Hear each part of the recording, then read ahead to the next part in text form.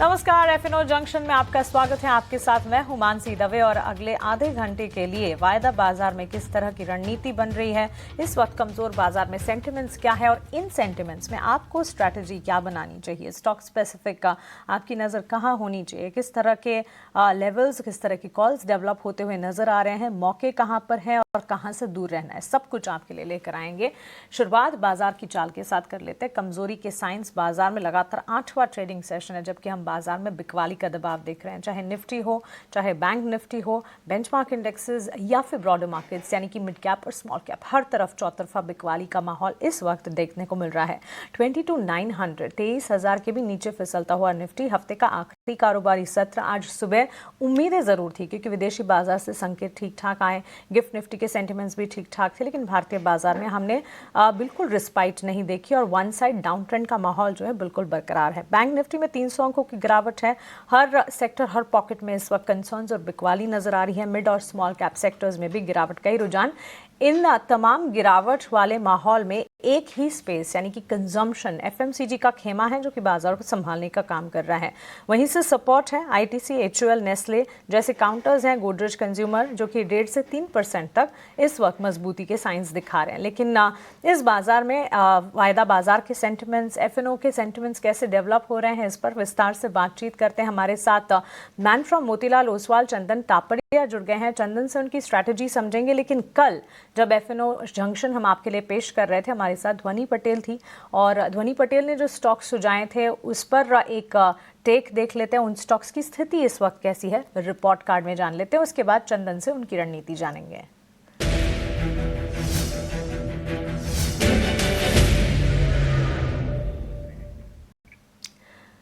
ध्वनि का report card इस वक्त आप अपने स्क्रीन पर देख रहे हैं। ऑयल इंडिया पर बिकवाली की राय उन्होंने दी थी, उनके दिए लेवल से इस वक्त करीब 4% के रिटर्न्स नजर आ रहे हैं। Laurus Labs, laboratory, health care, diagnostic और फार्मा स्पेस में कल हमने अच्छा खासा एक्शन देखा था, वहां पर ब्रोकरेजेस के भी पॉजिटिव रिपोर्ट्स आ रहे थे। उसके बाद ये ध्वनि के भी रेडार पर रहा, खरीदारी की राय उन्होंने दी थी और स्टॉप लॉस हिट होता हुआ दिखा है उनकी खरीदारी के लेवल से।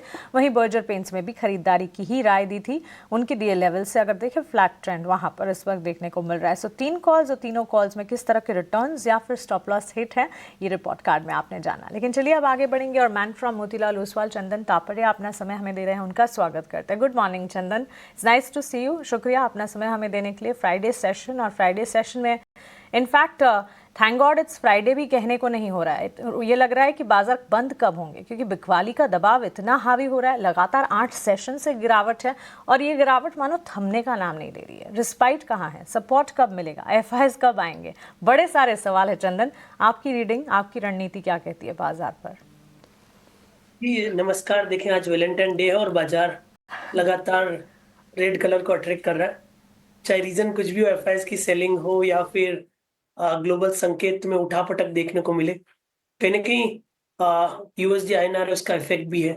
बट कुछ भी हो, लगभग 4 महीने ने एफआईएस ने इंडियन मार्केट में लगभग 3 लाख करोड़ की बिकवाली की है। वहीं डीआईएस के बाइंग से मार्केट थम नहीं रहा है। ओवरऑल सेटअप है वो नेगेटिव है। आप देख रहे हो हर कोई हल्के से उछाल में बिकवाली आ रही है। पिछले लगभग 8 दिन की बात करें तो इंडेक्स लगभग ऊपरी स्तरों से 1000 पॉइंट के आसपास गिर चुका है और स्ट्रक्चर वीक है। कोई भी बाउंस आता है तो टिक नहीं पाता, हर बाउंस में सेलिंग आ रहा है। ओवरऑल देखिए, इमीडिएट हर्डल रहेगा इंडेक्स का 23,333, बट अब उस हर्डल को छोड़ के इमीडिएट में नए हर्डल भी बनते जा रहे हैं। पुराना जो लो था आज से 15-16 दिन पहले, वो लगभग 22,786 था। 3 दिन पहले उन्हीं लेवल को टेस्ट किया और हम वापस उन्हीं लेवल के आसपास जा रहे हैं। तो 22,800, 22,786 एक बहुत बड़ा सपोर्ट रहेगा और ये सपोर्ट इसलिए भी बहुत बड़ा रहेगा क्योंकि वीकली चार्ट में मैं कोविड का जो लो था 7,500, उससे ट्रेंड लाइन डालता हूं तो उसका सपोर्ट यहाँ पे आता है। काफी अहम लेवल पे बाजार है और यहाँ पे रुकना बहुत जरूरी है, अदरवाइज बिकवाली का दौर है वो गहरा सकता है। तो एज ऑफ नाउ स्ट्रक्चर तो वीक है, इसके लिए सेल ऑन बाउंस की रणनीति हम यहाँ पे सजेस्ट करेंगे। हमारा मानना है कि जब तक 22,050 के नीचे रहें, बाजार में स्ट्रक्चर वीक रहेगा। नीचे में 22,500 तक के डाउन साइड भी ओपन हो सकते हैं। चंदन, ये बात तो आपने सही कही। रेड कलर को वैलेंटाइंस डे पे आज बाजार अट्रैक्ट कर रहा है। बाजार का कह सकते हैं रेड रोज ही है। इनफैक्ट ये जो हम देख रहे हैं आज के सत्र में भी कमजोरी का रुझान है और ये रुझान बिल्कुल बरकरार इस वक्त तो नजर आ रहा है। सेकेंड हाफ में भी फिलहाल तो कोई उम्मीद नहीं दिख रही है। लेकिन चलिए आगे बढ़ते हैं और लॉन्ग बिल्टअप यानी कि ताज़ा खरीदारी कहाँ पर हो रही है, इस सेगमेंट का अब रुख करते हैं।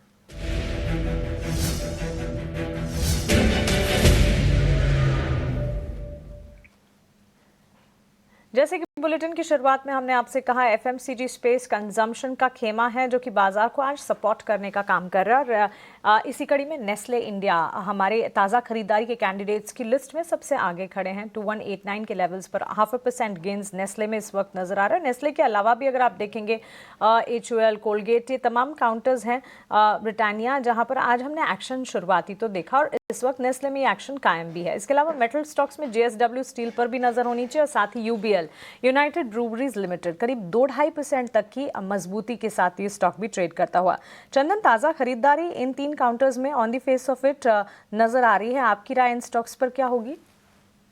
देखिए, सबसे पहले आप इन बात करें तो मैं JSW स्टील पे यहाँ पे नजर डालता हूँ। अपने नेस्ले, JSW स्टील, इन सब की बात की। देखिए, बाजार का स्ट्रक्चर वीक है तो बिकवाली सब जगह देखने को मिल रही है, बट कुछ सेक्टर, कुछ स्टॉक्स है जहाँ पे बाइंग इंटरेस्ट है। JSW स्टील है, वहां पे रिकवरी बन सकती है क्योंकि स्ट्रेंथ है बाजार की बिकवाली के कंपेयर में, तो हल्के से इसलिए लॉन्ग के बिल्डअप देखे जा रहे हैं। 955 का इमीडिएट सपोर्ट रहेगा। 955 के सपोर्ट से रिस्विंग आता है तो लगभग 1000-1005 की तरफ के लेवल बनने चाहिए। नेस्ले की बात करें तो नेस्ले और सेलेक्टिव कंजम्पशन काउंटर में रिकवरी है, बट वीकली चार्ट सेटअप इतना अच्छा नहीं है। UBL है जहां पे खरीदारी के मौके ढूंढे जा सकते हैं। हालांकि शुरुआती मिनटों में यहाँ पे 2166 तक का भी लेवल बने, बट उसके बाद में डिप्स आए। मेरे हिसाब से 2020 के सपोर्ट से कहने के ऊपर में 2140 तक के अपसाइड बनेंगे। तो इन जो 3 काउंटर है जहाँ पे लॉन्ग बिल्टअप हुआ है, वहां पे UBL एक रेडार पे रहेगा और उसके अलावा JSW स्टील पे ध्यान रखा जा सकता है। बट ध्यान रखें, जब तक प्रोडक्ट मार्केट का समीकरण चेंज नहीं होगा तब तक लॉन्ग के सौदे अटकते हुए नजर आएंगे। तो बाजार रिकवर होता है तभी यहाँ पे स्ट्रेंथ बनेगी, बट कंपैरेटिव इन दोनों काउंटर में थोड़ा सा रेजिलियंस है, थोड़ी सी स्ट्रेंथ और बाइंग इंटरेस्ट यहाँ पे देखा जा रहा है। जी, हम बिल्कुल समझ रहे हैं आपकी एडवाइस और व्यूवर्स को भी ये बता रहे हैं कि इस वक्त ताज़ा खरीदारी पर अपना व्यू चंदन जी बता रहे हैं, लेकिन मार्केट वॉलेटाइल है और इसी के चलते काफ़ी सोच समझकर एहतियात बरतने के बाद ही आपको कोई भी पोजीशन लेनी है और कभी कोई पोजीशन ना लेना मार्केट में, ये भी एक बहुत बड़ा डिसीजन है। और इस तरह के उठापटक, उतार चढ़ाव में इस तरह के डिसीजंस भी लेने चाहिए। सही समय आने पर ही मार्केट में उतरना है। इस वक्त लॉन्ग्स बिल्टअप की कैटेगरी में जहां हम बात कर रहे थे, यूनाइटेड ब्रूवरीज रेडार पर ज़रूर हैं चंदन जी के। उसके अलावा कंजम्पशन का ही खेमा है। Nestle, Godrej consumer, Colgate, Tata consumer, Britannia, यही कुछ चुनिंदा प्लेयर्स हैं 5 से 6 जो कि इस वक्त ताज़ा खरीदारी दिखा रहे हैं। इतना टेक्सचर वीक है मार्केट का। अब आइए शॉर्ट कवरिंग के कैंडिडेट्स को ढूंढने की कोशिश कर रहे हैं और इस लिस्ट में भी कुछ चुनिंदा प्लेयर्स ही हैं। और चंदन जी इसमें भी ITC, TCS जैसे काउंटर्स हैं जहां पर हम देख रहे हैं शॉर्ट्स कवर होते हुए नजर आ रहे हैं, लेकिन आई थिंक ITC भी अब लाल निशान के साथ बिकवाली ही दिखाते हुए, TCS ऑल्सो अगेन ये भी कंसर्न्स ही झेल रहा है। क्या राय होगी इन स्टॉक्स पर? देखिए, ये सारे वीक काउंटर है और यहाँ पे वीकनेस कंटिन्यूसली बन रही है। FMCG में सेलेक्टिव FMCG भले ही परफॉर्म करें, बट ITC लगातार पिछले 10 दिनों से लोअर टॉप लोअर बॉटम बना रहा है और इनफैक्ट 410 के नीचे होल्ड करता है तो 395 तक के भी डाउन साइड ओपन हो रहा है। और TCS की बात करें तो वहां पे भी लोअर टॉप लोअर बॉटम पिछले 8 दिनों से बन रहा है। वीकली चार्ट में एक ब्रेकडाउन देखने को मिला है, तो ये ब्रेकडाउन और डाउन साइड के प्राइस को अट्रैक्ट करेगा। 4000 का हर्डल है, उस हर्डल से नीचे में 3770 तक के डाउन साइड भी बनने चाहिए। तो दोनों ही काउंटर वीक है और स्ट्रक्चर वीक है। नया ब्रेकआउट देखने को मिल रहा है, ब्रेकडाउन देखने को मिल रहा है, तो बिकवाली की सलाह रखेंगे, अवॉइड करें। वाली की रणनीति है, दूर रहना है इन स्पेसेस से। कमजोरी है और ये कमजोरी और ज्यादा हावी होती हुई नजर आ सकती है। देखिए, कैंडिडेट्स तो कम ही नजर आ रहे हैं। 22,850 के आसपास निफ्टी करीब 200 अंकों की बिकवाली दिखाते हुए, लेकिन जहां बिकवाली हावी हो रही है वैसे काउंटर्स, वैसे स्क्रिप्ट्स ढेर सारे इस वक्त मिल रहे हैं क्योंकि बाजार का टेक्सचर ही बिकवाली का है। तो आइए ताज़ा बिकवाली जहां हो रही है वो देख लेते हैं।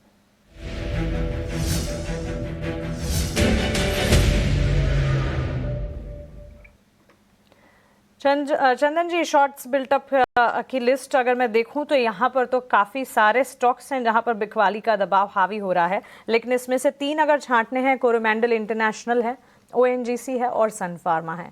कोरोमंडल करीब 5% की बिकवाली दिखा रहा है, ओएनजीसी में भी करीब 2.25% और 3% की गिरावट सन फार्मा में देखने को मिल रही है। सरप्राइजिंगली फार्मा डिफेंसिव के तौर पर वॉलेटिलिटी में काम करता है, लेकिन इस वक्त फार्मा स्पेस भी परफॉर्म नहीं कर पा रहे हैं। One of the candidates, one of the pharma majors Sun Pharma में बिकवाली है। आपकी राय क्या होगी? बिल्कुल, मेरे हिसाब से नेगेटिव बायस और शॉर्ट बिल्टअप में 3 तो क्या, मार्केट में और भी ज़्यादा स्टॉक सेलेक्ट किए जा सकते हैं। कहा जाता है ट्रेंड इज़ योर फ्रेंड, और जब ट्रेंड ही नेगेटिव है तो अच्छा हो या खराब हो, दोनों स्टॉक्स है वो सरेंडर हो जाते हैं। तो तीनों के तीनों काउंटर उनको मैं एड्रेस करना चाहता हूँ। पहले तो आपने यहाँ पे ओएनजीसी की बात की। ओएनजीसी में लोअर टॉप लोअर बॉटम बन रहा है लगातार पिछले 7-8 दिनों से। मंथली चार्ट पे देखें तो ये लगातार 7वां महीना होगा जहाँ पे करेक्टिव मूव है। मेजर सपोर्ट आ रहा है 214 के आसपास।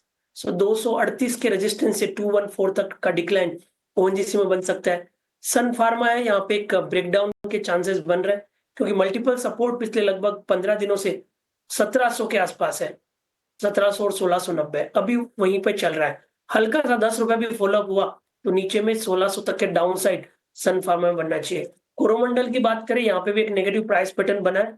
काउंटर पिछले काफी महीनों से अच्छा परफॉर्म कर रहा था, बट पिछले 2 महीने में यहाँ पे सरेंडर देखने को मिला। मल्टीपल बैरियर 1915 के आसपास है, तो जिस हिसाब से प्राइस स्ट्रक्चर बता रहा है नीचे में 1700 1680 तक के डाउन साइड बन सकते हैं। तो मार्केट का ओवरऑल सेंटीमेंट नेगेटिव है, इंडेक्स यहाँ पे नेगेटिव परफॉर्म कर रहे हैं, तो तीनों ही काउंटर में वीकनेस बन रही है। लग रहा है मौजूदा लेवल से 3 से 5% तक के डाउन साइड यहाँ पे बन सकते हैं। जहां डाउनसाइड है उन डाउनसाइड्स पर भी चंदन जी की राय आप देख रहे हो। इस बीच जनवरी इन्फ्लेशन के डेटा, होलसेल प्राइस इंडेक्स के डेटा भी आपके स्क्रीन पर हम लगातार चला रहे हैं ताकि आपको आइडिया आए कि इकोनॉमी के हालात इस वक्त कैसे नजर आ रहे हैं। लेकिन चलिए इस बीच जहां शॉर्ट बिल्टअप हो रहा है वो कैंडिडेट्स भी देख लेते हैं, और इस लिस्ट में भी अगर आप देखें, इनफैक्ट लॉन्ग अनवाइंडिंग जहां हो रही है वो लिस्ट अगर आप देखेंगे, फर्टिलाइजर स्टॉक्स है यहाँ पर, कैनफिन होम्स जैसे काउंटर्स है जहां पर हम देख रहे हैं गिरावट का रुझान है, और मुथूट फाइनेंस। चंदन जी, मुथूट फाइनेंस तो इनफैक्ट रैली कर रहा था। पिछले दिनों ही हमने देखा जब सोने चांदी की चाल में भी फ्रेश हाई थे, तब भी गोल्ड फाइनेंसिंग काउंटर्स फोकस में थे, और मुथूट फाइनेंस के लिए Q3 गोल्ड लोन ग्रोथ जो आंकड़ा आया उसके बाद भी हमने मजबूती देखी थी, और ब्रोकरेजेस के भी रेडार पर। लेकिन आज कमजोर बाजार में ये स्टॉक भी परफॉर्म नहीं कर पा रहा। तीनों कैंडिडेट्स लॉन्ग अनवाइंडिंग के, चंबल, कैनफिन होम्स और मुथूट फाइनेंस पर आपका टेक? देखिए, सबसे पहले मैं मुथूट की बात करूं, तो मुथूट फाइनेंस गोल्ड के प्राइस के चलते यहाँ पे अपने आप को होल्ड कर रहा था, बट ओवरऑल मार्केट नहीं होल्ड कर रहा है, तो लोगों के लिक्विडेशन बन रहा है, क्योंकि जिनके पास भी पोजीशन होती है वो निकालने का प्रयास करते हैं। इनफैक्ट आज के दिन देखें तो एक बेरिश बेल्ट होल्ड बना है। हालांकि वीकली चार्ट में इतना वीक नहीं है, पर डेली चार्ट में एक बार के लिए करेक्ट मूव बता रहा है, और इसलिए मार्केट के लास्ट लेग में जिन स्टॉक्स में स्ट्रेंथ होती है वो भी सरेंडर हो जाते हैं, क्योंकि लोग प्रॉफिट वाली पोजीशंस को निकालने का प्रयास करते हैं रेट टू रेट या थोड़े से प्रॉफिट में। तो आई थिंक थोड़ा सा करेक्टिव मूव बन सकता है। ओवरऑल हर्डल रहेगा 2310 के आसपास का, डाउन साइड में 2150 तक के लेवल बन सकते हैं। वहीं आप चंबल फर्टिलाइजर की बात करें तो यहाँ पे एक ब्रेकआउट का चांसेस था, बट फेलियर ब्रेकआउट अब देखने को मिलेगा। हर्डल रहेगा लगभग 532 के आसपास का, नीचे में 503 तक के डाउन साइड बन सकते हैं। ऑलमोस्ट तीनों चारों काउंटर जहाँ पे पहले ब्रेकआउट की तैयारी हो रही थी बट बाजार संभल नहीं हो रहा है, तो इसके लिए यहाँ पे कंसोलिडेशन देखने को मिल रहा है, यहाँ पे लॉन्ग लिक्विडेशन देखने को मिल रहा है।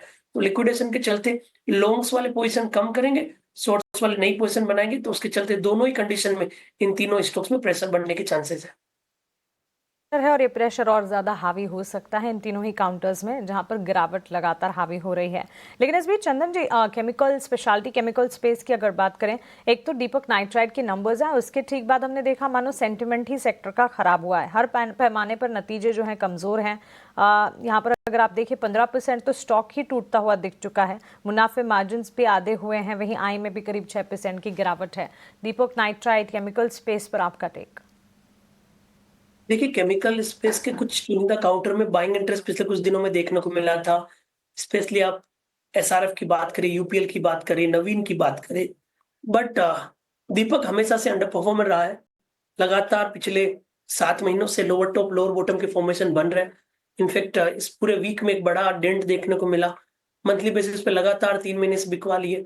तो जो मेजर लेवल बनेगा वो 1750 के आसपास बनेगा। 1750 का मतलब मौजूदा लेवल से और 5-6% डाउन साइड है। तो दीपक में तो यहाँ पे वीकनेस बननी चाहिए, स्ट्रक्चर पूरा बिगड़ चुका है।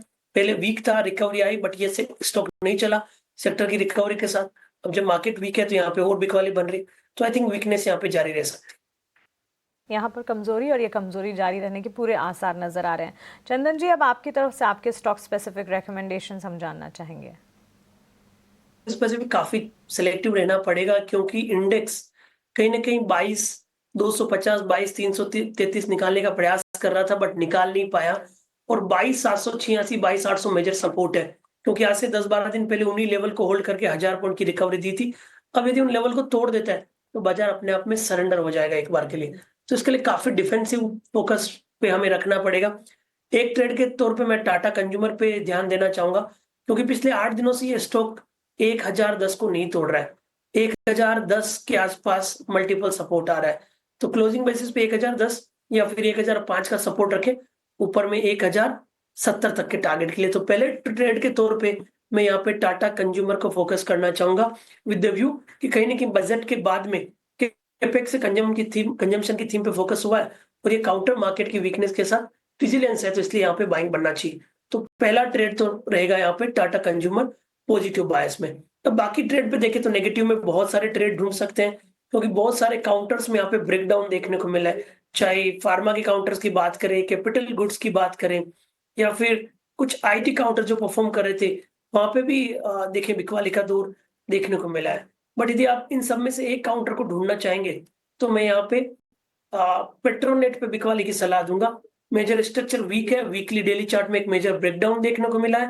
293 का सपोर्ट रहेगा, नीचे में 270 तक के टारगेट पेट्रोनेट में बनने चाहिए। उसके अलावा एमजीएल, आईजीएल, मदरसन संवर्धन, या फिर आप दूसरे सेलेक्टिव कैपिटल गुड्स काउंटर की बात करें, सब में बिकवाली देखने को मिल रहा है। एक और पीएसयू बैंक्स में आप बिकवाली यदि देखना चाहते हो तो केनरा बैंक में बिकवाली की सलाह रहेगी।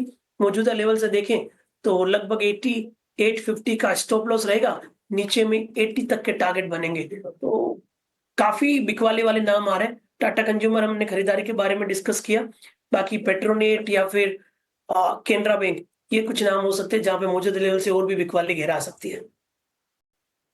चंदन जी, शुक्रिया आपका हमारे साथ जुड़ने के लिए, सवालों के जवाब देने के लिए, और स्टॉक स्पेसिफिक अपने रिकमेंडेशंस भी हमारे साथ शेयर करने के लिए। एफएनओ जंक्शन को फिलहाल हम यहीं समेटने जा रहे हैं, लेकिन 18 आवर स्वदेश में खबरों का सिलसिला लगातार जारी है। अगली पेशकश मिड कैप मसाला।